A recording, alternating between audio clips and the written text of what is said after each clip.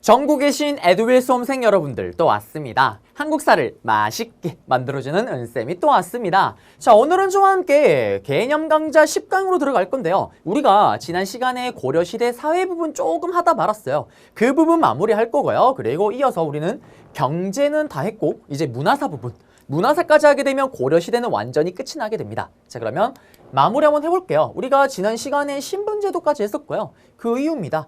여기 사회 모습인데 풍속과 법률 없어요. 나오는 거 후 넘어가시면 되고요. 그리고 나서 나오는 게 뭐가 있냐면 이제 향도가 있습니다. 요 향도는 시험에 단독으로 나올 수가 있어요. 그러면 향도가 뭔지를 잡아야 되는데, 자, 그래요. 향도가 어떤 조직이냐, 이걸 딱 보면은 여러분들이 어떤 조직인지 알 수가 있습니다. 그래요. 향도가 어떤 조직이냐, 불교 향을 피우는 물이에요. 이 향도는 뭐냐면 불교 향을 피우는 물입니다. 그래서 이 향도 같은 경우는 판서로 먼저 잡자라면은 불교 향을 피우는 물이 한마디로 불교 동아리예요. 불교 동아리입니다. 그래서 불교 신앙 조직이라고 보시면 돼요. 그러면 이 불교 신앙 조직은 뭐를 어떤 걸 했냐? 자, 고려 초기에는 불교 동아리잖아요. 그러면은 당연히 절을 만들거나 우리 마을에, 또는 뭐 예를 들면 탑을 만든다. 그러면 여기 불교 동아리 향을 피우는 물이 향도가 가서 노동력을 제공해 주는 거예요. 무상으로. 그리고 이런 걸 지을 수 있게끔 도움을 주는 겁니다. 그러다가 이때 무슨 활동을 하냐? 시험에 제일 잘 걸리는 활동은 이겁니다. 매향 활동을 했다라는 걸 여러분들이 꼭 아셔야 돼요. 이거는 조금 이따 잡아 드릴게요. 그러다가 고려 후기에 와서는 어떻게 되냐? 처음에는 이렇게 불교와 관련된 활동을 하다가 고려 후기로 오게 되면은 이제 일상생활, 예를 들면 어머나 우리 집에 누가 돌아가셨네. 그러면 제사를 치르고 이제 가면 언제 오나 으이요 이런 게 해야 될 거 아니야. 얼쳐내고 다니는 거, 간을, 그런 것들 할 때 서로 도와주는 거예요. 그러다가 이게 조선시대로 오게 되면은 이게 두례로 바뀌게 되는데, 시험에 나오면 그러면 어떻게 나오냐? 시험에 나오게 되면요, 제가 방금 얘기했던 것들을 제 신문에 다 줘버려요. 그래놓고 다음에서 설명하고 있는 조직은 향도 찾으면 정답이에요. 그 다음에 또 다 줘요. 심지어는 향도까지 줘버립니다. 그래놓고 다음과 같은 조직에서 했던 활동을 옳은 것은 요거 매향 활동을 찾으면 정답이에요. 그러면 도대체 매향 활동이 뭐냐? 묻을 매, 향이 나는 나무를 묻는다라는 거예요. 무슨 말이냐면 요 향은 진짜 향이 나는 나무, 향나무입니다. 향나무. 향나무를 이렇게 땅에다 묻는 거예요. 그리고 어떻게? 묻을 매, 향나무를 묻고 나서 여기다가 이렇게 비석을 세웁니다. 이거를 매향비라고 얘기를 하는 거예요. 자, 그럼 이게 도대체, 선생님, 뭐 이런 바보 같은 행동을 합니까? 이게 뭐길래? 자, 불교 신앙 조직인데 이 향도의 매향 활동은요, 뭐와 관련이냐면 미륵신앙 기억나세요? 미륵부처. 신라하대 때 제가 얘기를 했었잖아요. 미륵신앙 잠깐 궁예 얘기할 때도. 이 미륵부처가 어떤 부처입니까? 58억만 년 7천만 년 만에 58억만 년 7천만 년 만에 한번 등장을 해서, 맞죠? 여러분들의 소원을 들어주는 부처가 바로 이 미륵부처입니다. 여러분들의 소원이 뭘까요? 한능검 합격. 저는 꿈이 다릅니다. 저는 한국사 강사로 스타 강사 1타 강사가 되는 거는, 물론 에듀윌에서 1타가 되긴 했지만요, 우리나라 전체 1타 꿈을 접었어요. 제가 볼 때는 환생을 하지 않는 이상은 1등 힘들 것 같아요. 그럼 저의 꿈은 뭐냐? 로또 1등 쓰는 거예요. 그러면 어떻게? 58억만 년 7천만 년 만에 미륵부처가 등장을 했어요. 그게 오늘일 수도 있고 내일일 수도 있어요. 언젠지 모릅니다. 근데 왔어요. 소원을 들어주려면 여러분들 소원과 내 소원을 알아야지 소원을 들어줄 거 아니에요. 그때 도착을 했는데 스멜 향나무 동진이 로또 1등 소원을 들어주는 거예요. 한능검 합격 소원 들어주는 겁니다. 그게 바로 매향 활동이다라는 거. 끝났습니다. 그러면 PPT로 가볼게요. 자, PPT로 가시게 되면은 여기 매향 활동을 하는 불교 신앙 조직이에요. 맞죠? 그리고 사원, 석탑, 불상 등을 만들 때 주도적인 역할을 해요. 그러다가 나중에 어떻게 됩니까? 여기 보시면 농민 조직으로 발달한다라는 거. 일반적인 활동까지 하는 거죠. 나중에 조선시대 때 두례로 가는 거고요. 그리고 시험에는 요 비석까지 같이 줘버려요. 요거 주고 다음과 같은 활동을 하였던 조직, 향도, 매양 활동을 하였다. 찾으면 정답. 여기에 소망을 쓰는 거예요. 그리고 이제 여성의 삶과 제도입니다. 이거도 잔잔하게 시험이 잘 나와요. 자, 그래요. 또 고려의 여성이 되어줘야 됩니다. 맞죠? 고려의 여성이 되어줘야 돼요. 이거를 또 해주려고 했는데 이걸 하게 되면 그래요. 너무나 하고 싶지만 마이크 때문에 이게 할 수가 없습니다. 그래서 일단 이것만 했는데 자, 고려의 여성의 지위는 시험에 잘 나옵니다. 왜 나올까요? 우리가 알고 있는 여성의 지위와 다르기 때문에 시험에 잘 나오는 거예요. 우리가 알고 있는 여성의 지위는 다 언제냐? 바로 조선 중기 때 성리학이 자리가 탁 잡히면서 시작되는 게 바로 우리가 아는 여성의 지위예요. 예를 들면 이거 있잖아요. 제가 열심히 에듀에서 강의를 하다가 과로사로 죽었습니다. 그러면 나의 와이프 또 설현, 동진씨, 우리 동진씨 너무나 보고 싶어요. 동진씨 막 웁니다. 그렇지만 설현은 너무 이뻐요. 맞죠? 또 다른 남자들이 절대 가만두지 않을 겁니다. 설현이 예를 들어서 재혼을 했다. 그럼 어떤 일이 생기냐? 어머! 새롭게 다시 결혼을 했대요. 어머, 쓰레기. 욕을 합니다. 그럼 어떻게 되냐? 욕을 안 먹으려면 동진씨를 따라가겠어요. 은장도 칼을 픽. 그러면 연료문을 세워줍니다. 자, 여성의 지위가 그만큼 낮은 거예요. 만약에 여성이 아까처럼 재혼을 했다. 온 동네에서 손가락질을 받습니다. 그리고 재혼을 해서 놓은 자식은 죽을 때까지 과거 시험을 칠 수가 없습니다. 그 다음에 또 여러분들 옛날 드라마 보면요. 70년대 이런 드라마 배경을 보게 되면 가족들이 같이 밥을 먹어요. 근데 갑자기 여자랑 남자랑 같이 한 밥상에서 밥을 먹는다. 그럼 웬 할아버지가 어디 여자가 남자랑 밥을 먹는데 밥상을 팍 엎어버립니다. 그게 성리학이 탁 자리가 잡혔던 조선 중기부터 시작인 거예요. 그 전까지는 그러지 않았다라는 거. 그 다음에 또 여러분들 제사를 보시면요. 뭐 종교 때문에 제사를 지내지 않더라도 뉴스 보면 이렇게 연휴가 되면 제사 지내는 게 모습이 나오잖아요. 보시면 여자가 제사를 지내는 걸 본 적이 있어요? 없어요? 본 적이 없습니다. 맞죠?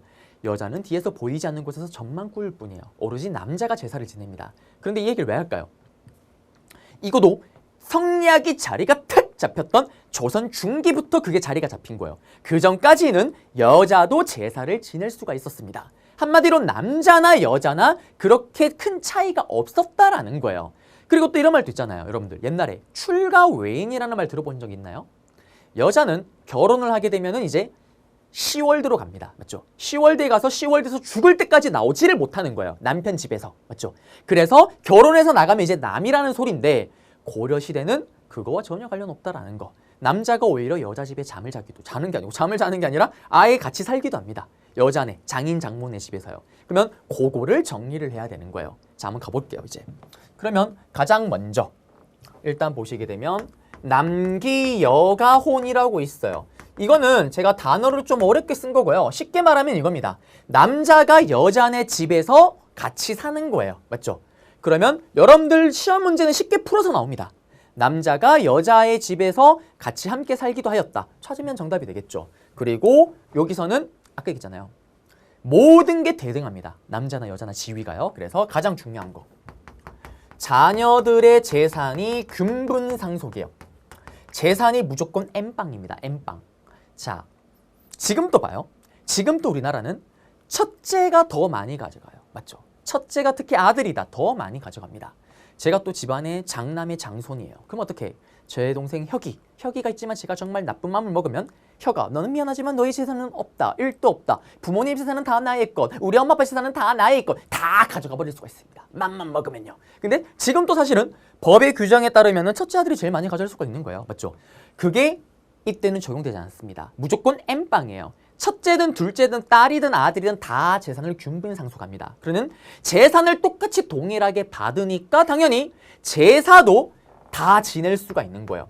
제사 같은 경우도 남녀 차별 없이 여자가 심지어 제사를 지내기도 합니다. 맞죠? 그리고 또 이걸 뭐라고 얘기를 하냐면 어려운 단어로 윤행봉사라고 얘기를 해요. 수레바퀴 돌듯이 돌아가면서 제사를 지낸다라는 겁니다. 그 다음에 조선시대는 오로지 남자만이 제사를 지내는 거예요. 맞죠? 특히 첫째 아들. 그러니까 어떻게? 아들이 없는 집은 어떻게 합니까? 양자 제도를 들려서 가지고 오는 거예요. 남자를 데리고 옵니다. 근데 고려는 양자 제도가 필요가 있다 없다? 없죠. 그냥 여자가 제사를 지내면 되니까. 그러면 고려 시대에 여성의 지위를 물어보는 문제가 나올 때 양자 제도가 있었다 그러면 고려시대는 삑 오답이 되는 겁니다. 그 다음에 호적, 족보죠, 족보. 호적이나, 아이고, 호적이 아니고 호적. 호적이나 족보에도 어떻게? 고려시대는 태어난 순대로 기재를 합니다. 조선은요, 만약에 첫째가 딸이다. 그러면 아들이 태어날 때까지 첫째 딸을 족보에 쓰질 않습니다. 그냥 킵해놓고 있는 거예요. 아들이 태어나면 아들을 먼저 쓰고 그 다음에 딸을 씁니다. 그 다음에 집의 주인, 호주라고 얘기를 하죠. 자, 여러분들은 부모님이 집이 있을 거 아니에요. 그 집이 주인이 누구 명의로 돼 있나요? 사실 저희 집은요, 저희 아버지께서 예전에 과하게 주식을 말아먹는 바람에, 맞죠? 집안의 모든 살림의 재산권이 저희 어머니로 넘어가 있습니다. 그래서 모든 것은 다 어머니 거예요. 자, 조선시대는 불가능합니다. only 오로지 집의 주인은 남자만이 할 수가 있는 거예요. 그렇지만 고려는 제가 방금 봤던 것처럼 저희 집처럼 여자가 집의 주인이 되기도 하는 거예요. 여자가. 그리고 음서의 혜택이 외가 쪽도 똑같이 적용이 됩니다. 외가 쪽도요. 그리고 재가, 여성의 재혼이 자유롭게 이루어집니다. 예를 들면 서른이 저랑 결혼을 했어요. 어머, 동진씨. 나는 동진씨가 얼굴은 좀 꾸졌지만 마음씨는 비담결인 줄 알고 결혼을 했는데 어머나, 마음씨도 시래기네요. 나는 당신과 만날 수가 없어요. 이혼. 그리고 재혼을 해도 아무도 욕하지 않습니다. 태어난 자식도 아무런 피해가 없는 거예요. 자, 시험에 나오면 어떻게 나오냐? 이렇게 나옵니다. 캐릭터가 나와요. 내가 죽으면 자식들에게 재산을 엠빵해라. 다음 같은 시기에 볼 수 있는 사회제도로 옳은 것은, 또는 집주인에 막 여자가 적혀있는, 여자 이름이 적혀 있습니다. 다음 같은 시기. 이렇게 문제가 나오면 이런 거 찾으면 되는 거고요. 그 다음에 또 고려시대 때 여성의 지위가 강하다라는 에피소드가 하나가 있습니다. 때는 바야흐로 원간석이었습니다. 어느 날 왕이 회의를 하고 있는데 물어본 거예요. 신하들아, 혹시 건의사항 있니? 그때 한 신하가 손을 듭니다. 전하, 신빠규 아래옵니다. 빠규니까 이거 빼야 되겠네요. 빠규, 왜? 전하, 우리 고려는 일부일처제, 한 명의 남편에 한 명의 와이프인데 전하, 이건 아닙니다. 일부다처제로 법을 바꾸시다. 한 명의 남편에 여러 명의 부인. 그러자 그 얘기를 들은 왕을 비롯한 거기에 있던 모든 신하들의 심장이 바운스 뛰기 시작을 하는 거예요. 오씨, 여러 명의 부인? 괜찮은데? 왕도, 오씨, 많이 괜찮은데? 오씨, 야, 이거 다른 신하가 누가 좀 동의 좀 하면 이거 통과해볼만 한데? 근데 어떻게? 신하들이 서로 눈치만 보고 있는 거예요. 그러자 어떻게? 왕이, 박유, 아주 훌륭한 건인데 너무 급진적이다. 우리 다음에 다시 한번 얘기를 하자. 그리고 뿔뿔이 흩어집니다. 자, 그러면서 어떤 일이 생기냐? 여러분들이 경험해왔던 일이 생겨요. 그런 거 아시죠? 아버지가 이런 얘기 할 때 있잖아요. 야, 내가 절대 엄마한테 얘기 안 할 테니까 나한테만 얘기를 해. 아빠, 엄마한테 얘기하면 안 돼? 얘기를 하면 어떤 일이 벌어져요? 그래요. 엄마가 다 알고 있어요. 엄마, 이거 아빠한테 얘기하면 안 돼? 아버지한테 얘기하지 마. 다음날 미라클같이 아빠가 다 알고 있습니다. 맞죠? 그것처럼 무슨 말이냐? 제가 돌아갔어요. 설현. 네, 서방님. 설현. 대박. 박유 미쳤나봐. 박유 미쳤어. 왜요? 야, 박유 일부 다처제 주장했잖아. 난 완전 반대. 난 자기밖에 없죠. 알라뷰. 문제는 모든 신하들이 집에 가서 다 그러고 있는 거예요. 그리고 한 일주일이 지났습니다. 박유가요, 시장에 장을 보러 가고 있었어요. 근데 웬 할머니가 저 새끼가 박유다. 일부 다처제를 주장한 박유가 쟤다. 그러자 인근에 있는 아낙네들이, 아주머니들이 차분하고 침착하게 땅에 있는 돌을 줍습니다. 그리고 집어던져요. 그게 기록에 남아 있습니다. 그 정도로 여성의 지위가 강했다라는 거. 사실은 그때 박유가 그걸 주장한 이유가 있어요. 원간섭기라고 얘기를 했잖아요. 공료로 여자들이 너무 많이 끌려가니까 그걸 막기 위해서 그걸 주장했지만, 그래요, 너무나 급진적입니다. 당시 사회 분위기상으로는 통용될 수가 없는 건이었죠. 네, 이렇게 해서 여기 내용 잡아드렸고요. 시험 문제 나오는 패턴까지 알려드렸습니다. PPT에서 중요한 거 밑줄 꺼드리면요, 남기 여가오는 남자가 여자네 집에 가서 살기도 했다라는 거고요. 그 다음에 자녀 균분상속 엠빵, 그 다음에 아들이 없을 경우 딸의 제사를 받드는 윤행봉사, 남녀 차별 없었고 호족에 태어난 순대로, 아까 얘기했던 이거죠. 사위가 처가에서 생활하는 경우도 많습니다. 맞죠? 그 다음에 음서의 혜택이 사위 외손자에게도 주어졌다라는 거고, 여성의 재가가 자유롭다라는 거, 재혼, 그리고 그의 자식도 차별이 없었다라는 거, 맞죠? 이런 것들이 제시문으로 들어가고 나머지 또 정답으로 들어가는 겁니다. 네. 그러면서 우리는 사배 부분 다 했고요. 이제 바로 문화사 부분 한번 들어가 보겠습니다. 여기에 하면은 이제 고려시대는 끝이 나는 거예요. 그러면서 유학의 발달 한번 볼게요. 여기는 했던 거 이제 복습인데 말로 하고 넘어갈 거예요. 여기는 자 초기에 유교를 성리학을 가리키는 이유는 충과효라고 얘기를 했습니다. 그것 때문에 국가에서 이렇게 나서서 교육을 하는 거고요. 태조 왕건 때는 육두품 계열이 활약했겠죠, 당연히. 그 다음에 광종 때 과거제 실시, 유학이라는 과목을 시험을 쳤잖아요. 그리고 성종 때 와서는 그게 더 강화됐던 거고, 그리고 교육기관은 이때 성종 때 와서 고려의 교육기관 기읒 국자감을 만들었고요. 그 다음에 중기 와서 문벌귀족이 문을 숭배한 애들, 무슨 문? 유학정치, 맞죠? 유교를 공부했던 애들이잖아요. 그러다가 이제 보수화가 되어가는 건데, 여기 보시면 최충과 김부식이 이야기가 있는데, 김부식 얘기는 좀 이따 삼국사기에서, 최충 얘기는 바로 이어서 바로 또 들어가 보겠습니다. 자, 그리고 무신집권기 때 되면서 유학이 위축돼요. 왜? 무신들은 공부를 안 하니까. 그리고 문벌귀족이 몰락하면서 유학이 위축됐고요. 요거 하나는 알아둡시다. 이게 뭐냐면 성리학을 우리나라에 처음으로 가지고 온 사람은 알아야 될 거 아니에요. 맞죠? 자, 바로 누구냐면 안향이라는 인물이 바로 중국 원나라로부터 성리학을 가지고 왔습니다. 그러면 시험에 나오면 이렇게 나오게 돼요. 안양 이름 죽어요. 안양이 성리학을 가지고 왔대요. 그러놓고 밑줄 쫙 꺼버립니다. 여기 성리학에 가지고 온 학문에다 밑줄 쫙 꺼버려요. 다음과 같은 학문과 관련된 내용으로 옳은 것은 신진사대부의 사상적 기반이 되었다. 찾으면 정답. 끝났습니다. 그 다음에 성리학 이해를 심화시킨 게 바로 이재현이라는 아저씨인데요. 기억나세요?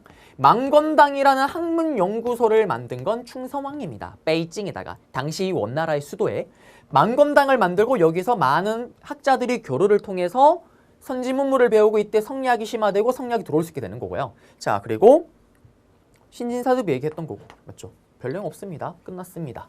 그리고 교육기관이에요. 자, 이거는 시험에 뭐 그렇게 출제율이 높진 않는데요. 나올 수가 있긴 한 부분이에요. 어떻게 나오냐? 자, 일단 보시게 되면요. 관학이 있고 여기 보면 사학이 있어요. 요거를 구분을 해야 되는 건데 기읒 고려는 국자감이라는 학교가 있었습니다. 자, 제가 역사를 배우는 이유 중에 하나가 뭐라고 얘기를 했었냐면 그걸 얘기를 했었죠. 역사는 반복입니다. 과거를 통해서 우리가 현재 앞으로 어떻게 나아갈지를 또는 어떻게 하면 좋은 방향으로 갈 수 있을지를 우리가 기획하고 세팅할 수가 있는 거예요. 자, 흔히 우리가 이런 말이 있습니다. 항상 공교육은 위기라고 얘기를 해요. 사교육이 항상 강하기 때문에. 맞죠? 지금 이것도 어떻게 보면 사교육이잖아요. 맞죠? 저도 지금 현재 뭐 고등부 인강 사이트에서 강의를 하고 있습니다. 물론 인기는 없지만요. 맞죠? 거기서도 제가 귀신같이 제 자랑은 아니지만 수능 한국사가 필수가 된 이래로요. 제가 냈던 마지막 파이널 문제와 문제풀이 강좌에서 항상 매년 100% 다 적중을 시켰어요. 제 사이트 가면 이렇게 공지사항에 올려놓습니다. 맞죠? 근데 그거는 거짓말을 못해요. 거짓말을 하게 되면 일단 국가에서 뭐라 하는 게 아니라 타 인강 사이트에서 나한테 소송을 걸어요. 거짓말했다고. 100% 적중을 시켰습니다. 대박이죠. 근데 슬프게도 인기가 없기 때문에 그 사실을 아무도 모를 뿐이에요. 한능검도 제가 어떻게 나온다고 다 알려주잖아요. 사실은 제가 혹시나 해서 이렇게 10회분이라고 얘기를 하는데 정확하게는 20회분의 문제를 가지고 제가 여러분들 다 얘기를 해드리는 거예요. 여기서 절대 벗어날 수가 없습니다. 합격할 수 있어요. 그러니까 그럼 돌아가서 다시 왜 얘기를 하냐면 항상 공교육은 사교육에 의해서 위기에 빠지잖아요. 그래서 여러분들이 아마 잘 아시겠지만 국가에서 항상 공교육을 살리려고 노력을 하잖아요. 그러면서 가장 최근에 나와서 제일 그래도 성공했는 정책 중에 하나가 뭐냐면 EBS와 수능의 연계화잖아요. 맞죠?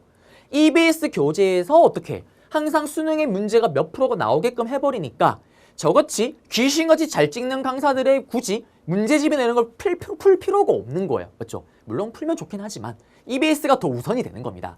그러면서 공교육에 힘을 실어주는 건데 이 얘기를 왜 하냐? 고려시대도 그와 비슷한 일이 벌어지는 거예요. 자, 문벌 귀족이 집권했던 그 시기 때 여기 있는 것처럼요. 최충이라는 아저씨가 있었습니다. 이 최충이라는 아저씨는 어떤 아저씨냐? 바로 지금으로 치면 수능 출제 위원만 수십 년을 한 베테랑입니다. 베테랑. 수능 출제 위원만. 그러면 그걸 은퇴를 하고 나왔어요. 지금으로 치면 학원을 차린 거예요.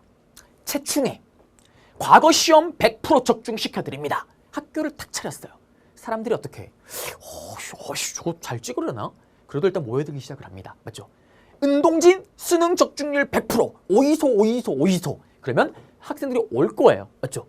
그러면서 만든 학교가 뭐냐면 문헌공도라고 얘기를 합니다. 또는 이거를 똑같은 말로 구제학당이라고 얘기를 해요. 정확하게 수능에 나오는, 과거 시험에 나오는 9개의 과목만을 가리키는 거예요. 여러분들이 학교를 가게 되면 수능에 나오지 않는 음악, 미술 다 배우고 시험도 치잖아요. 근데 재수학원을 가게 되면 정확하게 시험에 나오는 것만 가르치고 배우잖아요. 그 시스템인 거예요. 자, 그러면서 최충의 문헌공도 이꼬르 구제학당에서 첫 1기 졸업생이 나왔어요. 대박입니다. 이들이 싹 다 과거제에 합격을 해버리는 거예요. 어떤 일이 생길까요? 그래요. 대박이 터집니다. 대박이 터져요. 근데 여러분들 또 잘 아시죠? 우리나라의 특징이 또 뭡니까? 잘 되면요, 남들이 다 따라해요. 맞죠? 최충이 대박이 나니까 또 다른 과거 출제위원들이 나와서 학교를 만드는 거예요. 사립학교를 또는 학원을. 그러면서 수도 지역에 문벌 귀족이 집권했던 고려 중기에 총 12개의 학교가 크게 융성을 합니다. 그게 사학 12도가 융성했다라고 얘기를 해요. 그럼 봐요. 사교육이 빵 뜨게 되면 공교육은 어떻게 될까요? 고려의 국제가문 엉망진창 폭망하겠죠. 이거를 고급스러운 단어로 간화기 쇠퇴하였다라고 얘기를 하는 거예요. 그러면 시험에 쉽게 나오면 어떻게 나오냐면 방금 제가 얘기했던 최충일은 문헌공도 구제학당 사학 12도가 제시문에 다 들어가요. 그래놓고 간화기 쇠퇴하였다 찾으면 정답이에요. 다음과 같은 상황이 벌어진 영향, 결과로 옳은 것 센스 이거 찾으면 정답입니다. 근데 좀 어렵게 나오면 관악이 쇠퇴했대요. 여기다 밑줄 꺼버려요. 그리고 이거를 극복하기 위한 국가 정책으로 옳은 것은 했을 때 국가의 정책을 봐야 됩니다. 우리 앞에서 해동통보니, 활구니, 해동중보니 이런 사만통보니 이런 화폐를 만들었던 숙종 때 뭘 만드냐? 서적포. 이게 뭐냐면요. 학생들이 안 오니까 전부 다 여기로 갈 거 아니에요. 학생이 없으니까 오게 되면 책을 주는 거예요. 그래도 사람들이 오지 않습니다. 그러자 어떻게? 예종 때요. 예종 때는 뭘 만드냐? 바로 이때 양형고라는 걸 만들어요. 양형고가 뭐냐면 지금으로 치면 장학금입니다. 학교를 오면 장학금을 줘요. 장학금을 줍니다. 그래도 안 가요. 왜? 장학금 안 받고 합격하는 게 더 좋습니다. 맞죠? 그리고 한 번 또 선지로 나온 적은 없지만 기타 등등으로 이때 천영각, 보문각이라 그래서 학생들이 공부할 수 있고 토론할 수 있는 공간을 좀 만들어줘요. 그리고 시간이 흘러서 인종 때 와서 경사육학이라는 형태로 시스템이 바뀝니다. 그럼 이건 또 무슨 말이냐? 자, 보시게 되면은 지금 구제학당이잖아요. 구제학당 맞죠? 수능에 나오는 거, 과거 시험에 나오는 것만 가리키는 거예요. 그래서 그거를 벤치마킹해서 인종 때 경사육학을 꾸리고요. 사실은 심하긴 하지만 그 앞에 예종 때 와서 양형고를 만들기도 하지만 칠제를 만들기도 해요. 요 구제를 벤치마킹한 게 칠제고요. 요거를 좀 더 줄인 게 경사육학입니다. 그럼에도 불구하고 어떻게? 여기로 가는 거예요. 아무리 EBS 연계 교재를 해도 저의 인터넷 강의를 듣는 고등학생들이 엄청 많습니다. 왜? 학교 선생님보다 일단은 돈을 투자하는 것만큼 그래도 더 잘 가르치고요. 그리고 문제 나오는 걸 정확하게 찍어주잖아요. 맞죠? 그리고 이미 여러분들도 마찬가지예요. 벌써 지금 저와 함께 한 10강, 9강 가까이 했잖아요. 맞죠? 이 정도까지 들었으면 그래요. 딴 선생님한테로 못 갈아탑니다. 이미 운동진 매력에 퐁당 빠지신 거예요. 또 불만 가지면서도 나 딴 선생님 갈래요. 가면 안 돼요. 저와 함께 끝까지 가야 됩니다. 자, 그래서 여기 내용 잡아드렸고 이제 PPT로 한번 다시 가볼게요.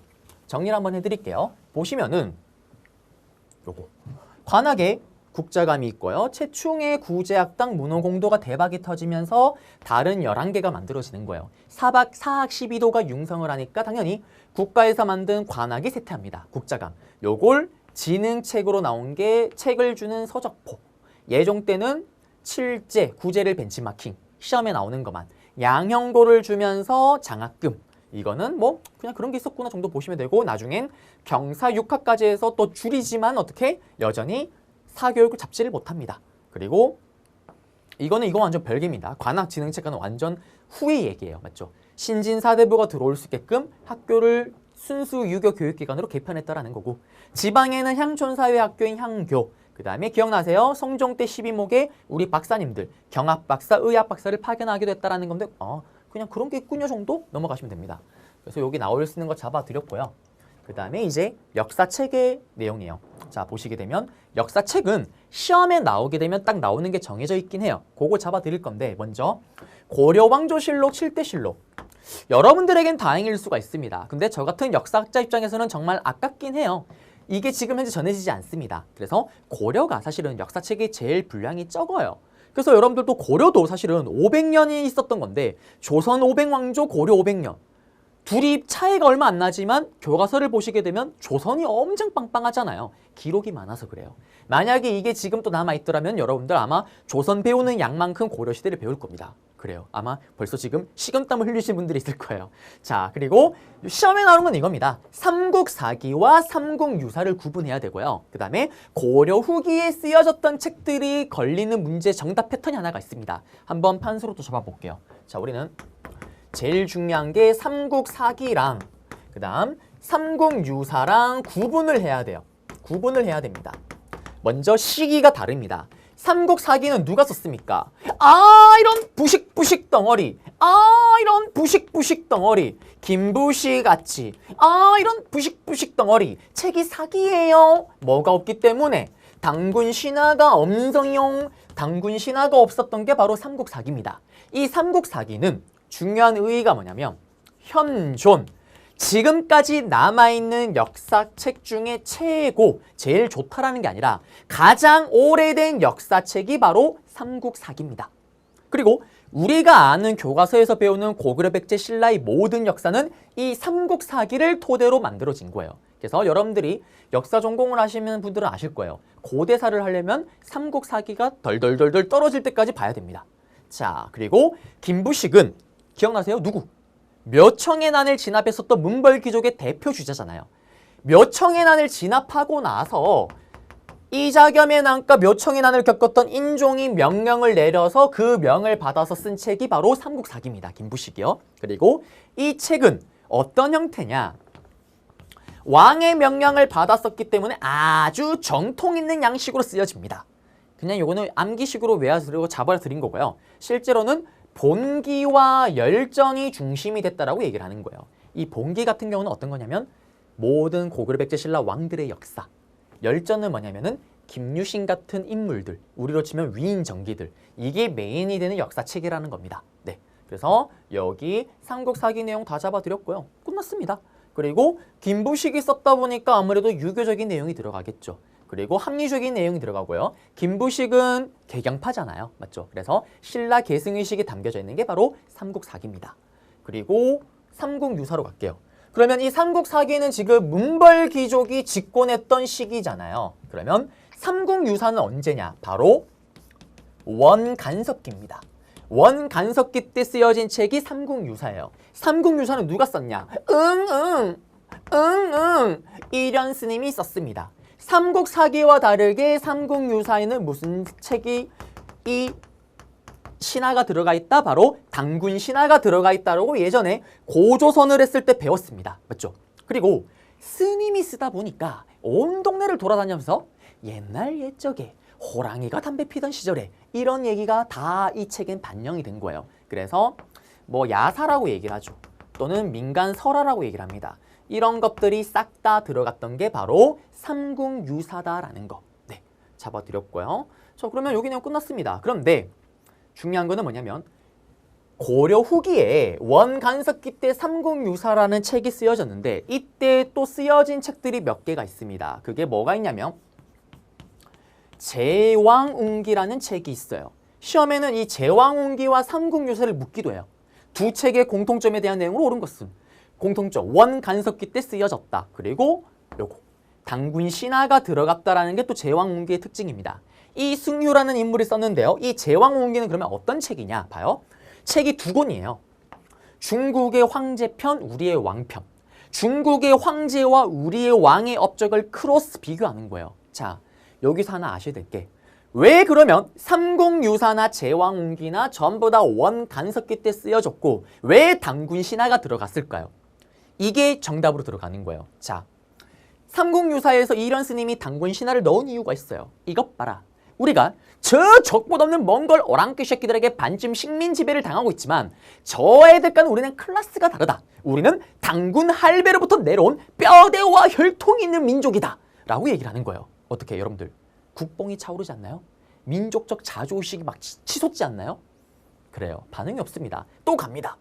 제왕운기. 이것 봐라. 우리가 저족보다는 몽골 오랑캐 새끼들에게 반쯤 식민 지배를 당했지만 쟤들과 우리는 클래스가 다르다. 우리는 당군 할배로부터 내려오는 뼈대와 혈통이 있는 민족이다. 그래요. 국뽕이 차올라야 됩니다. 안 차오르죠. 또 이때 그래서 어떤 책이 나오냐. 바로 해동고승전.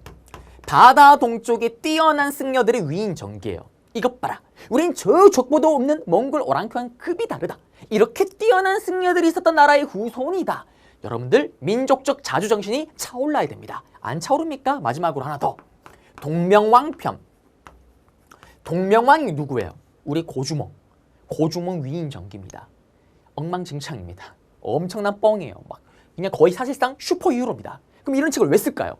이것 봐라. 우리가 저족보도 없는 몽골 오랑캐 새끼들에게 반쯤 식민 지배를 당했지만 우리는 고구려를 계승한 고려, 고구려의 일대왕 동명성왕 고주몽, 이 뛰어난 인물의 후손이다.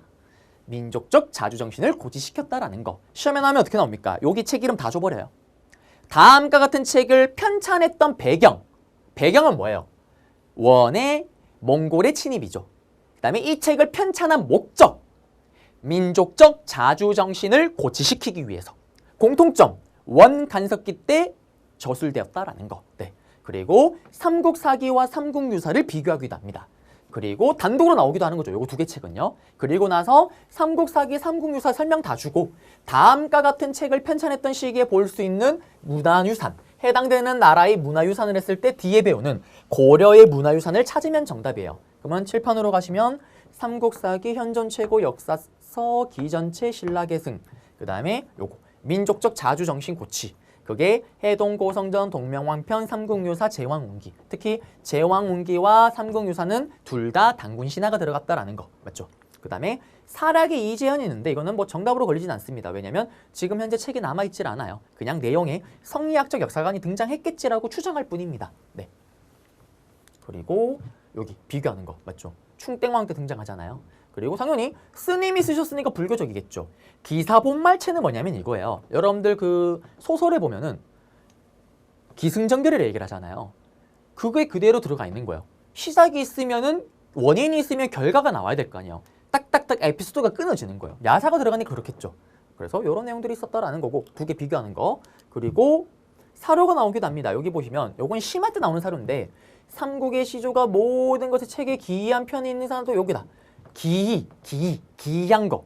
옛날 옛적에 호랑이 담배 피던 시절에 삼국유사를 말하는 거예요. 이 사료가 나왔을 때는. 그 다음에 여기 보시면요. 보세요. 요동에 따로 한 천지가 있고 뚜렷이 중국과 구분되어 나누어져 있다. 책을 두 권으로 나눴던 거. 중국의 황제와 우리 왕을 크로스 비교했던 제왕운기에 대한 내용이에요. 심화 때는 이걸 던져놔요. 각각 사료를 주고 책을 물어봅니다. 그리고 고려 전기 때 불교예요. 불교 때 훈요 10조 불교 숭상 내용이 들어가 있고요. 기억나십니까? 태조 왕건이 1대 왕이니까 가훈을 10개로 요약했던 훈요 10조. 그 다음에 연등회 8간회를 통해 성대하게 개최를 했다라는 거고. 자, 연등회가 뭐냐면 그거 있잖아요. 우리 부처님이 오신 날에 보시게 되면 이렇게 길거리에 연등을 달잖아요. 그리고 연등 안에 원래 종이를 이렇게 써서 소원해서 이렇게 거는 거예요. 그러면 소원을 들어주는 겁니다. 8간회는 요거는 버라이어티 파티예요. 껍데기는 일단 불교 축제라고 할 수도 있지만 불교 축제, 불교도 하지만 그 안에 산신, 용신, 모든 신 다 모시는 큰 파티입니다. 국가가 여는 큰 퍼레이드 축제예요. 그래서 이때 맞춰서 수많은 외국 상인들이 물건을 팔아 들어오기도 합니다. 네, 그게 8간회고요. 그 다음에 광종 때 과거 시험을 하면서 승가를 실시했고 그 다음에 국사 왕사 제도는 뭐냐면 나라의 스승, 왕의 스승이라고 해서요. 맞죠? 국가 왕실의 고문 역할을 하기도 하고요. 그 다음에 균녀의 화엄종이 이 시기 때인데 이거는 안 나옵니다. 여러분들 레벨에서는, 기본에서는. 그리고 여기 성종 때는 유교 정치를 강화시키면서 연등의 8간의 중지를 명령하기도 했었는데 이것도 여러분들 레벨에서 그냥 모르시는 게 더 좋아요. 그냥 연등의 8간회가 고려시대 때 기본적으로 특수한 이런 몇 명의 왕을 빼고는 성대하게 치러졌구나라는 정도만 아시면 됩니다. 네. 그리고 이제 시험에 나오는 스님이 있죠. 그래요. 또 스님이 있습니다. 그러면 또 스님 본격적으로 들어가야 되는데 노래를 또 들어줘야죠. 맞죠? 그래요. 마음의 안식을 하면서요. 저는 또 스님이 되어야 됩니다. 바빠요. 그래요.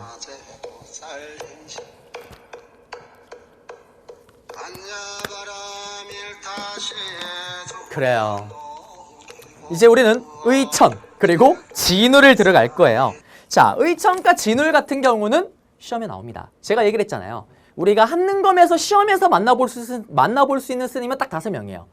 원료, 의상, 해초 예전에 배웠습니다. 그리고 지금 배우는 의천과 진울이에요. 그러면 또 PPT 대신에 판소로 한번 가볼게요. 자, 우리는 의천과 진울을 2명을 구분을 하셔야 됩니다. 먼저 의천과 진울은 공통점은 서로 같은 고려시대 승려인데 차이점이 더 많습니다. 일단 의천이 활동했던 시기는 문벌 귀족이 집권했던 시기고요. 진울이 활동했던 시기는 시간이 많이 흘러 무신 집권기입니다. 그리고 이 둘의 또 공통점이 있긴 해요. 그게 뭐냐면 우리 기억나세요? 신라하대 때 뭐가 유행을 했습니까? 선종이 크게 유행을 했잖아요. 그리고 또 원래 선종보다 오랫동안 인기를 끌었던 교종이 있었잖아요. 고려시대 와서도 당연히 교종과 선종이 둘 다 있는 거예요. 그리고 둘이 싸우고 대립을 하는 거예요. 그래서 어떻게 하냐? 의천과 진울의 공통점은 교종과 선종을 어떻게든 둘 다 이거를 통합을 해보려고 노력을 했던 거예요. 그래서 둘의 공통점은 교종과 선종을 통합운동을 전개하였다. 그러면 둘 다 정답이 될 수가 있습니다. 그러면 이제 의천부터 가볼게요. 이 의천은요, 하늘천, 프린스, 하늘 같은 왕자입니다. 프린스, 왕자예요. 꼭 이렇게 얘기를 하면요, 모든 분들이 이렇게 생각을 해요. 선생님, 존잘입니까? 잘생겼나요? 잘생긴 게 아니라 진짜 프린스, 진짜 왕자예요. 아버지가 왕입니다. 자기 친형이 또 왕이에요. 얼마나 빵빵하게 지원을 받았을까요? 지금으로 치면은 슈퍼 핵 금수저입니다. 그래서 어디로? 빵빵하게 지원을 받으면서 당시 최고의 선진국이었던 중국, 송나라로 유학을 갔던 거예요. 그리고 10년 만에 아위비백 돌아옵니다. 그러면 이 송나라에서 또 뭘 배우냐? 송나라가 경제가 너무 발전한 거예요. 우리도 발전했으면 좋겠다. 봤더니 송나라 애들은 화폐를 열심히 써서 저렇구나. 그러면서 의천이 한국에 돌아와서요. 고려로 돌아와서 화폐 사용을 엄청나게 건의를 합니다.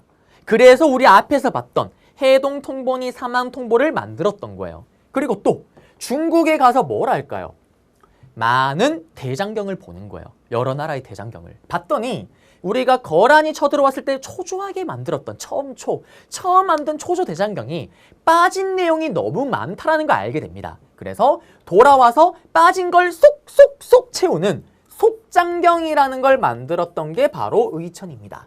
이 속장경을 똑같은 말로 교장이라고도 불러요. 그리고 10년 만에 이렇게 아위비백 돌아왔다라는 것은 뭔가를 배워서 돌아왔겠죠.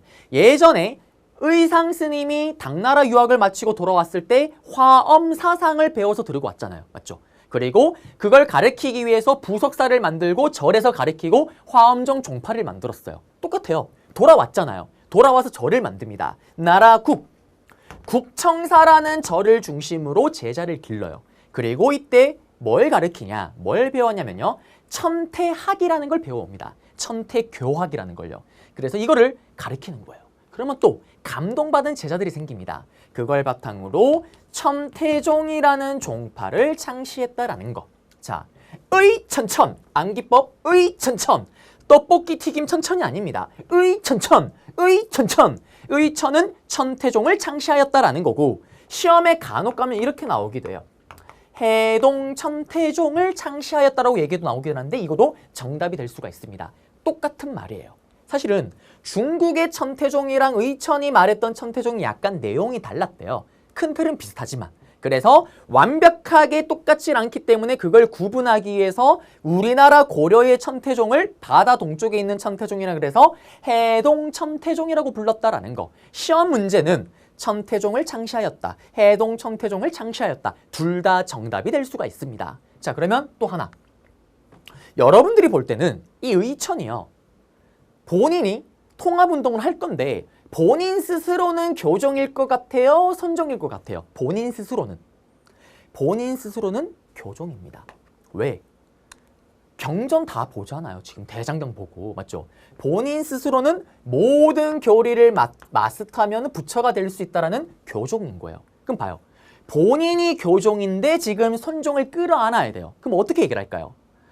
교종을 중심에 두고, 맞죠? 교종을 중심에 두고 선종아 이리와 이리와 우쭈쭈 우쭈쭈 우쭈쭈 선종을 통합하고자 했던 게 바로 의천입니다. 시험 문제 나오면 교종을 중심으로 선종을 통합하고자 하였다. 그러면 의천의 정답이 될 수가 있는 거예요. 자, 그러면 이때 제자들이 물어봅니다. 스승님, 스승님, 어떻게 하면 교종을 중심으로 선종을 끌어안을 수가 있습니까? 이렇게 하면 돼. 바로 교감겸수대로 수행을 하렴. 이게 뭐냐? 수행을 하라는 거예요. 어떻게? 겸해서. 교종을 중심으로 선종을 겸해서 수행을 하래요. 어떻게? 교종을 통해서 볼간, 교종을 중심으로 보면서 선종을 겸해서 수행하라는 게 의천의 교감겸수입니다. 그러면 교감겸수를 수행법으로 제시하였다. 제창하였다. 찾으면 의천의 정답이 되는 거예요. 그리고 의천 스님이 돌아가시면서 어떻게 되냐? 아까 봤죠? 국사제도, 왕사제도. 나라의 큰 스승이라 그래서 크게 깨우친 스승, 대각국사의천이라는 칭호를 얻습니다. 시험에 나오면 어떻게 나올까요? 여기 있는 설명 다 주고 몇 개를 빼는 거예요. 다음 자료와 관련된 승려에 대한 내용으로 옳은 것을 했을 때 나머지 찾으면 정답. 오답으로 원력, 의상, 진울이 들어가는 거예요. 자, 그리고 이제 진울입니다. 진울은 무신직공기예요. 무신직공기. 불교 몰빵이잖아요. 고려는 벌써 수백 년 동안 불교 몰빵입니다. 어떤 일이 벌어질까요? 종교가 타락하고 썩어 문드러지기 시작을 하는 거예요. 그러자 이때 진울이 뭐라고 얘기하냐? 스님들아 정신 차려라. 왜 스님들이 자꾸 정치에 참여를 하는데, 왜 스님들이 돈 빌려주고 사채놀이, 고리대 놀이를 하는데, 그거는 부처님이 말한 말씀이 아니다. 예전에 계곡물을 빠바빠바빠바 받으면서 부처님의 진리를 깨닫던 그 아름다운 시절로 돌아가자라는 게 바로 진울 스님의 주장입니다. 그러면서 이 진울 스님은 뭘 주장을 하시냐? 바로 수선사라는 절에서 승려가 깨우침을 얻기 위해서 홀로 수행하고 고독하게 수행하던 그 아름다운 시절로 돌아가자. 수선사라는 절에서 신앙 결사 운동을 전개하십니다. 진울의 수선사 신앙 결사 운동이에요. 자, 그러면 이때 또 이런 운동을 하다 보니 감동을 받은 제자들이 생길 거 아니에요. 맞죠? 의천천, 의천천, 의천이 천태종이라면 진울은 지읒 조계종. 여러분들이 알고 있는 그 조계종 맞아요. 이게 이때 만들어진 거예요. 자, 그리고 여러분들이 볼 때는 진울은요, 선종일 것 같아요? 교종일 것 같아요? 일단 본인은 깨우침, 빌링, 내가 느껴시 부처가 되는 이걸 강조하잖아요. 본인은 선종인 거예요. 본인은. 그러면 불교를 어떻게 통합하려고 할까요? 의천과 반대겠죠. 본인이 선종이니까 선종을 중심으로 어떻게 교종아 이리와 이리와 우쭈쭈 우쭈쭈 끌어안으려고 했던 게 진울입니다. 그러면 진울의 정답이 되려면 선종을 중심으로 교종을 통합하고자 하였다. 찾으면 정답이에요. 그러면 또 제자들이 물어보겠죠. 스승님, 어떻게 하면 선종을 중심으로 교종을 끌어안을 수가 있습니까? 이렇게 수행을 하면 돼. 두 가지를 제시해요. 바로 도노점수, 그 다음에 정해쌍수. 정해쌍수는 뭐냐면 정신 집중해서 지혜롭게 교종까지 한 쌍으로 수행하라는 거예요. 봐요. 정신 집중해서 지혜롭게 가는 거는 불교 경전에 있는 건가요? 여러분들이 해야 되는 겁니다. 맞죠? 필링, 내가 느껴야 되는 거예요. 선종이잖아요. 정신 집중, 지혜, 필링, 내가 느끼는 거. 선종을 중심으로 교종을 한 쌍으로 수행해라. 도노 점수는 뭐냐? 점진적으로 수행하라는 거예요. 점진적으로. 점수 쌓듯이. 단박에 돈 깨달을 오. 깨달음 필링, 느끼는 거. 선종이잖아요. 깨닫는 거는 단박에 깨달을 수가 있는데 까먹을 수가 있다. 점진적으로 수행을 하는 게 바로 도노 점수입니다. 이게 무슨 말이냐면요. 보통 이 얘기는 수학 선생님이 많이 하세요. 수학 선생님이. 저도 대표적인 학창시절의 수포자입니다. 수포자. 네. 수포자지만 수학 선생님은 많이 만나봐서 알아요. 학원도 많이 다녀봤기 때문에. 수학 선생님들이 가장 많이 하시는 말씀이 뭐예요? 이거죠. 여러분들 이렇게 강의만 들어서는 여러분들 다 이해를 합니다. 근데 여러분들이 문제를 풀지 않으면 여러분들 어떻게 여러분들 것이 되지 않습니다. 라는 말을 귀에 피가 나도록 들어봤을 거예요. 맞죠? 저도 해봐서 알아요. 분명히 강의를 들을 땐 다 알겠어요. 별거 없네. 오, 쉽네. 허허, 나도 하겠는데? 집에 가서 혼자 풀면 이런 젠장 하나도 안 풀립니다. 너무나 우울해요. 그런 마음에 어떻게 수학을 포기하는 아름다운 스토리. 아마 대부분이 그럴 거예요. 맞죠? 그것처럼 깨닫는 건 단박에 깨달을 수 있지만 까먹을 수 있다는 거예요. 까먹지 않게끔 점진적으로 수행하라는 게 바로 도노 점수입니다. 이러했던 진울 스님도 돌아가시면서 나라의 큰 스승, 나라의 큰 스승 국사라는 칭호를 얻게 되고 보조 국사라는 칭호를 얻게 되십니다. 시험에 나오면 어떻게 나올까요? 진울에 제가 얘기했던 걸 중에 이거 중에 몇 개, 한 두세 개가 제시문 박스에 들어가요.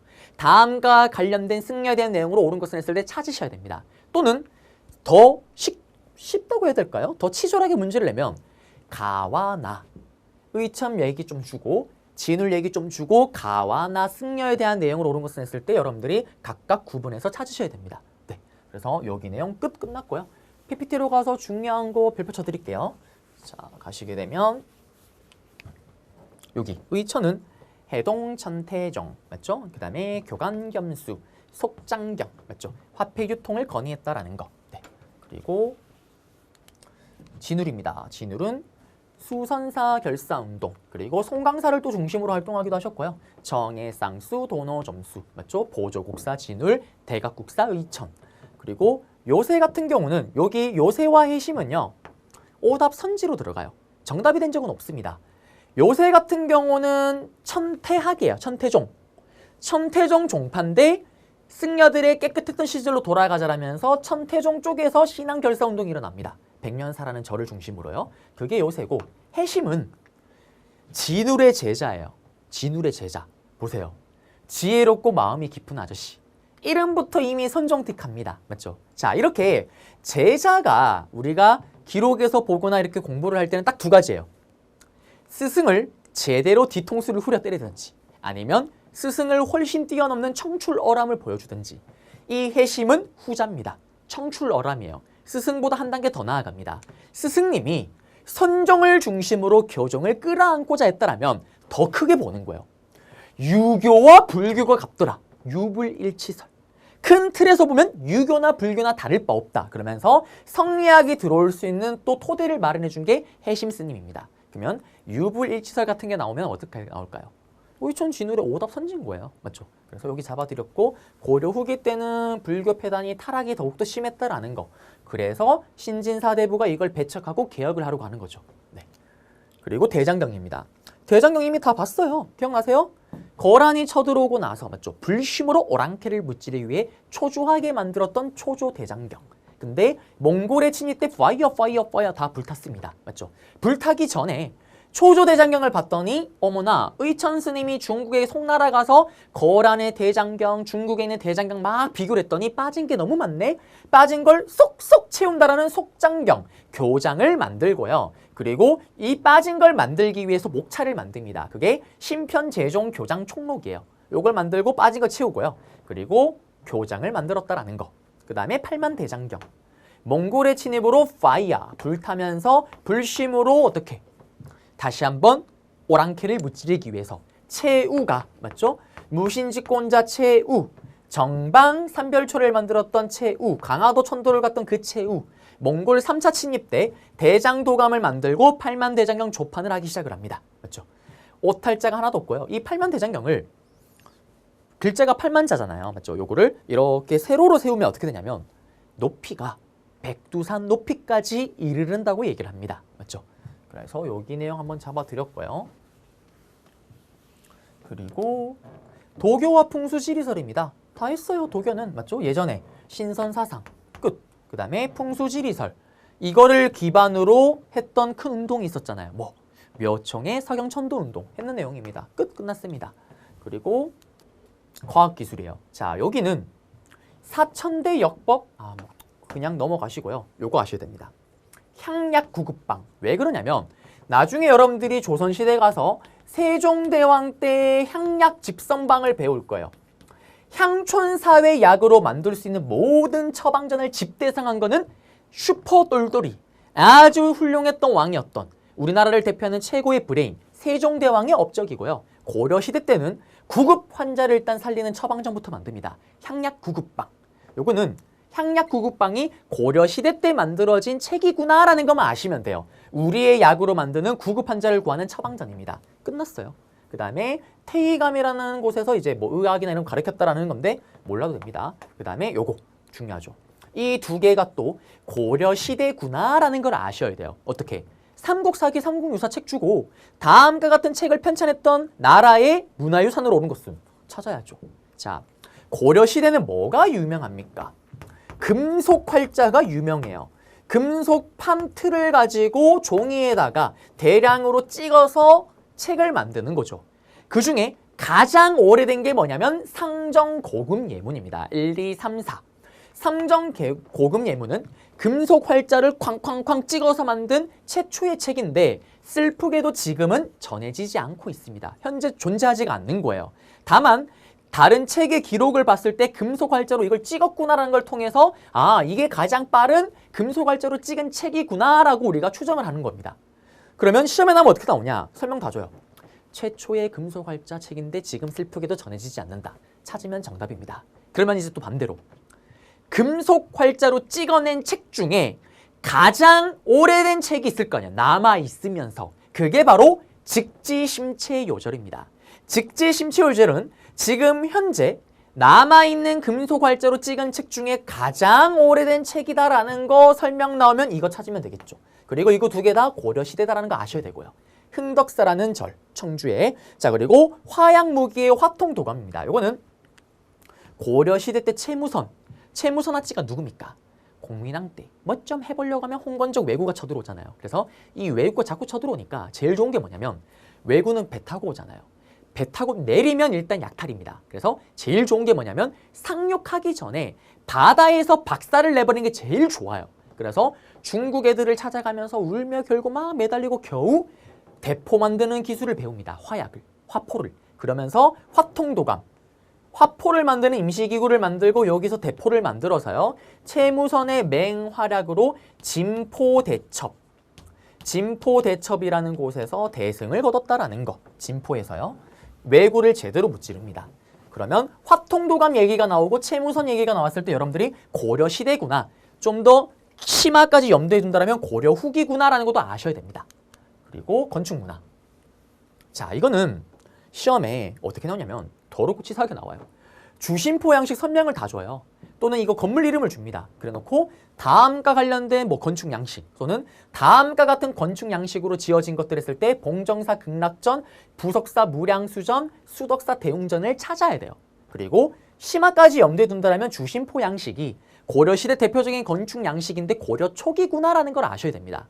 그럼 이게 뭔지를 보여드릴게요. 먼저 보시면은 제가 이렇게 집을 지어요. 맞죠? 이렇게 기둥을 이렇게 지을 겁니다. 맞죠? 그러면 주심포라는 게 나오는데 주심포가 뭐냐면요.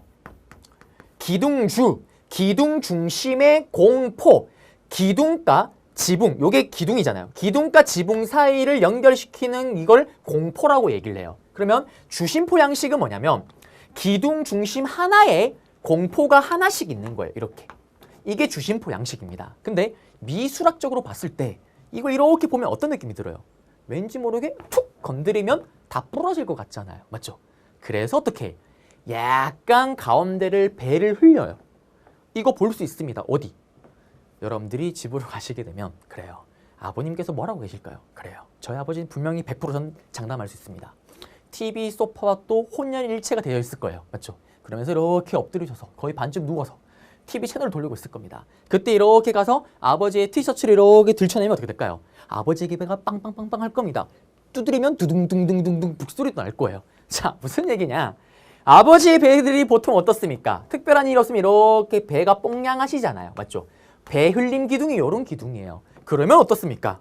미술학적으로 봤을 때 안정감이 아주 있습니다. 이거의 가장 대표적인 형태의 건축물이 봉정사 극락전, 부석사 무량수전, 그 다음에 수덕사 대웅전이 있었다라는 거. 특히 부석사라는 절은 누가? 예전에 의상스님이 만든 절이기도 하죠. 그래서 여기 내용 잡아드렸습니다. 그리고 다시 PPT로 가시면은 주심포 양식, 배울림 기둥 양식이 고려 초기다라는 거고요. 그 다음에 뭐냐면 여기 다포 양식이에요. 다포 양식은 응징전, 은징전인데 다포는 고려 후기 때 유행하는 양식이에요. 이게 뭐냐면 여기 아까 보세요. 다포는 공포가 많다라는 거예요. 기둥을 이렇게 쓰면 예전에는 기둥 하나에 공포가 하나라면 기둥이 이렇게 쓰면 공포는 당연히 여기 들어가고요. 없어도 기둥이 없어도 이렇게 공포가 들어가는 거예요. 그러니 배흘림 기둥을 안 해도 엄청 안정적입니다. 배흘림 기둥은 들어가지 않는 거예요. PPT 보세요. 기둥 하나에 공포가 이렇게 하나. 이게 주심포. 다포 양식은 기둥 하나에 공포가 계속 들어가잖아요. 맞죠? 이런 차이가 있다라는 거. 그래서 시험에 나올 때는 정말 더럽고 치사하면 여러분들이 다포 양식이 고려 후기구나. 맞죠? 그 다음에 유행했던 게 그 다음에 주심포와 배울림 기둥 원플원인데 이거는 고려 초기 전기구나라는 거. 그리고 각각 거기에 해당되는 건축물도 아셔야 됩니다. 이걸 더럽게 문제를 내요. 정말 간혹 가다가. 네. 그리고 탑 양식입니다. 자, 이러한 탑들이 고려시대 탑이다라는 것만 아시면 되는데요. 사실은 여러분들은 이 탑을 보셔야 됩니다. 우리 올림픽이 개최됐던 평창에 있어요. 강원도 평창에. 평창에 있는 월정사 8각 9층 석탑입니다. 8각 9층 석탑. 그 다음에 또 시험에 나오는 게 뭐가 있냐면 경천사 10층 석탑이 있어요. 월정사 8각 9층. 9층이 만들기 어려울까요? 10층이 만들기 어려울까요? 바로 9층이 만들기 더 쉽고 10층이 더 어렵겠죠. 그래서 8각 9층 석탑이 이게 고려 초기입니다. 고려 초기에 딱 봐도 근데 우리나라 스타일 탑이 아니잖아요. 팔각형 모양으로 9층인 거예요. 이거는 고려 초기 어디에? 중국 송나라의 영향을 받은 겁니다. 그러면 제가 방금 얘기한 게 설명이 다 들어가요. 팔각형의 9층형이래요. 9층 탑이래요. 그리고 송나라 영향을 받았대요. 사진에서 이거 찾으면 정답입니다. 그리고 이렇게 생각을 하세요. 신라는 통일신라 때 무조건 탑이 기본적으로 이중 기단 위에 탑이 3층이었잖아요. 고구려 백제 신라 합친 거. 근데 고려는 초월해버립니다. 고층 탑이 나오는 거예요. 맞죠? 그렇다라는 거고. 그리고 또 하나 더 잡자라면 이거. 경천사 10층 석탑입니다. 자, 보시면은 딱 봐도 이 탑은 우리나라 스타일이 아니잖아요. 어디? 중국 원나라의 라마교라는 불교의 영향을 받은 게 이 경천사 10층 석탑입니다. 9층보다 10층이 만들기 더 어렵다니까요. 고려 후기 원나라 영향을 받은 거고 시험에 나오지 않지만 이렇게 보시면 이렇게 아치형. 요게 라마교를 또 상징하는 거예요. 그래서 이런 것들이 있었다라는 거고 시험에 나오면 어떻게 이렇게 나오게 돼요. 이 탑을 줘요. 이 탑이 제작됐던 시기에 볼 수 있는 모습으로 옳은 것은 원간석기 때 모습을 찾으면 정답이 될 수가 있겠죠. 원나라 영향 받은 거니까요. 그리고 이 탑이 10. 이 탑이 10. 조선시대 세조 때 원각사지 10층 석탑으로 이어집니다. 10. 맞죠? 그래서 이렇게 계승이 되기도 했다라는 거. 탑 각각 시기 아셔야 되고요. 그리고 시험에는 탑을 가지고 단독으로 문제를 내기도 합니다. 그랬을 때 원나라 영향을 받았고 라마교 영향을 받았고 맞죠? 이렇다. 그 다음에 지금 국립중앙박물관에 전시되어 있대요. 찾으면 됩니다. 사진에서. 그리고 불상입니다. 요렇게 나오는 불상도요. 예전에 한 번씩 나오기도 했었는데 최근에는 사실 좀 출제가 안 되긴 해요. 초창기 때 많이 나왔습니다. 제가 말하는 기준점은 최근 10회분입니다. 더 길게 보면 20회까지 보셔도 되고요. 자, 여기 이 탑은 여러분들 아셔야 되겠죠. 논산에 있는 거예요. 논산. 남자들의 심장을 뛰게 만드는 그 아름다운 지명 논산. 맞아요. 저는 괜찮아요. 왜? 장교로 군대 전역까지 했거든요. 예비군도 끝났거든요. 돌아가서 요 논산의 관촉사 미륵인데 자 보시면요. 이게 엄청 거대해요. 이게 전부 다 고려 초기 때 만들어진 거예요. 보시면은 아파트 거의 뭐 한 5층, 6층 높이입니다. 합체 로봇이에요. 레고처럼 만들어요. 레고 따로 이렇게 만들어서 붙이는 거예요. 그러면 이걸 이렇게 크게 만드는 이유가 뭘까요? 여러분들도 이렇게 길 가다가 높은데 이렇게 천장을 보면은 십자가 마크가 이렇게 있는 게 있잖아요. 그러면 그거 보고 우리가 교회가 있네? 똑같은 느낌이에요. 산을 가면은 산에 이렇게 크게 불상을 만들면 얼굴이 다 보이잖아요. 어머 부처님 나무아미타불 그리고 갑니다. 근데 중요한 건 뭐냐면 얼굴을 봐요. 얼굴이 약간 우리가 아는 그 좀 웅장하고 위용이 있는 그런 부처님의 모습이 아니에요. 약간 컨츄리틱합니다. 맞죠? 약간 지방색이 확 나요. 이게 왜 그러냐면 각 지역에 잘 나가는 호족이 자기가 돈을 대고 만드는 거예요. 자기 위상도 보여주려고. 그러니 어떻게 부처님의 얼굴이 누구 얼굴일까요? 그래요. 호족의 얼굴입니다. 만약에 제가 이때 살았으면 제가 호족이면 어떨까요? 이 불상의 얼굴이 지금 제 얼굴이 여기 들어가 있는 거예요. 그래서 보시면 인체 구성의 불균형, 신라에 비해서 조영미가 쇠퇴했고요. 맞죠? 이렇게 독특한 모습이 등장했다. 지방 호족이 지원한 불상이다라는 거. 네. 그 다음에 여기 보시면 또 불상이 있죠. 광주 춘곡리 철불이고 요거 부석사 소주 아미타 열애자상인데 이 부석사 소주 아미타 열애자상 같은 경우는 부석사 문제가 나올 때 패키지로 묶이겠죠. 부석사의 무량수전, 맞죠? 부석사의 소주 아미타 열애자상, 그리고 예전에 부석사는 의상이 만든 절, 맞죠? 그리고 이거 두 개는 전부 다 고려시대구나라는 것도 아셔야 됩니다. 그리고 도자기, 다들 아실 거예요. 삼강청자. 삼강청자 설명 다 줍니다. 빛이 색이고 그 다음에 어떻게 중국 송나라로부터 인정을 받았고 했을 때 여기 있는 삼강청자 찾으면 정답이에요. 그러다가 뭐 좀 해보려고 하니까 몽골이 쳐들어오고요. 나중에 뭐 좀 해보려고 하면 고려 말에 홍건적 왜구가 쳐들어옵니다. 그러면서 삼강청자 만드는 기법이 다 끊겨버려요. 그러면서 등장하는 게 분청사기입니다. 분청사기도 시험에 나와요. 청자 기본 틀에다가 얼굴에 분칠을 한 듯한 이런 설명이 쭉 들어갑니다. 그래놓고 분청사기를 도자기 그림에서 찾으면 돼요. 보시면 여기 있는 게 가장 대표적인 삼강청자고 이게 분청사기입니다. 딱 봐도 여기도 컨츄리티카죠 약간. 살아남은 도자기 도공들이 자기 지방으로 뿔뿔이 흩어져서 거기서 도자기를 만든 게 분청사기입니다. 그래서 이 분청사기 같은 경우는 고려 말에서 조선 초기까지 유행을 해요. 그리고 공예, 총동은입사, 총동 도구에다가 이렇게 칼로 파내서 여기다가 이렇게 금을 붓는 거예요. 그래서 이렇게 문양을 만든 거고요. 요거는 나전칠기, 여러분들이 잘 아는 조개 껍데기 이런 걸 가지고 붙여서 이렇게 문양을 만들고요. 그리고 해화입니다. 여기도 뭐 크게 중요한 건 없습니다. 후기에 요 사진이 공민왕이 그렸는 거로 추정되는 천산대렵도라는 그림이다라는 거. 네. 그리고 별로 없어요. 그 다음에 해허의 수월 간음도 같은 경우는 이거는 오답 선지로 들어가기도 합니다. 정답이 되진 않아요. 오답 선지로. 이게 고려시대에 그려진 여기 수월 간음도구나라는 정도로만 몰라도 되지만 이게 고려시대구나. 그냥 이렇게 생각을 하세요. 불화. 당연히 고려시대 불교 몰빵 이때겠구나. 이 정도로만 생각하시면 되겠습니다. 네. 그래서 여기 내용도 끝났습니다. 네. 이렇게 하면 우리는 모든 내용 다 잡아드렸고요. 저는 이제 드디어 시대를 바꿔서 이제는 조선시대에서 여러분들을 찾아뵙도록 하겠습니다. 여러분들 고생하셨습니다.